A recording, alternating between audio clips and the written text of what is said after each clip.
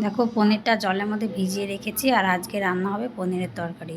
তো পনিরের তরকারিটা করব আলু আর ফুলকপি আর গাজর দিয়ে, ওগুলো কেটে নিয়েছি, আর এদিকে পনিরটা টুকরো করে কেটে নিয়েছি। তো আজকে রান্না হবে খুবই সিম্পলভাবে, একদম কম তেল মশলা দিয়ে। আর বাড়িতে আমি এইভাবেই রান্না করি বেশিরভাগ। তো তেল তো শরীরের পক্ষে খুবই খারাপ, ওর জন্য সামান্য তেল দিয়ে রান্না করি। তো দেখো কড়ার মধ্যে তেল দিয়ে পনিরটাকে ভেজে নিয়েছি।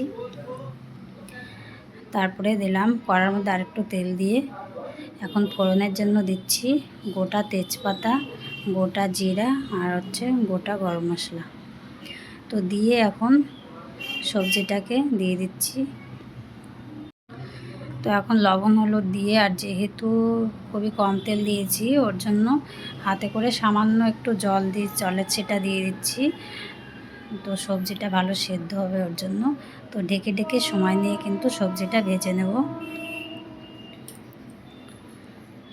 তো দেখো আমার সবজি ভাজা কিন্তু হয়ে এসছে। এখন কাঁচা লঙ্কাটা দিয়ে দিচ্ছি। কাঁচা লঙ্কা দিয়ে 2-1 মিনিট আর একটু নাড়াচাড়া করে একটু ভেজে নেব। তো দেখো আমার ভাজা কমপ্লিট। এখন পরিমাণ মতন জল দিয়ে দিচ্ছি, জল দিয়ে ঢেকে দিচ্ছি। তো দেখো আমার এখন তরকারিটা ঝোলটা ফুটে উঠেছে। এখন দিয়ে দিলাম পনির দিয়ে আবার ঢেকে ঢেকে রান্না করে নেব। তো আমার হয়ে এসছে প্রায়। এখন জিরার গুঁড়ো আর গরম মশলা গুঁড়ো দিয়ে দিলাম, আবার দিয়ে আরেকটু দিলাম সামান্য পরিমাণে ঘি আর কয়েক দানা চিনি, একদম সামান্য পরিমাণে।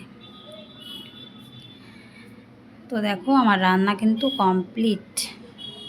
তো আমি বাড়িতে কিন্তু এইভাবেই রান্না করি, একদম সিম্পলভাবে, কম তেল মশলা দিয়ে। তো শরীরের পক্ষেও ভালো এটা খেলে। তো তোমরা এভাবে খেয়ে দেখো, ভালো লাগবে।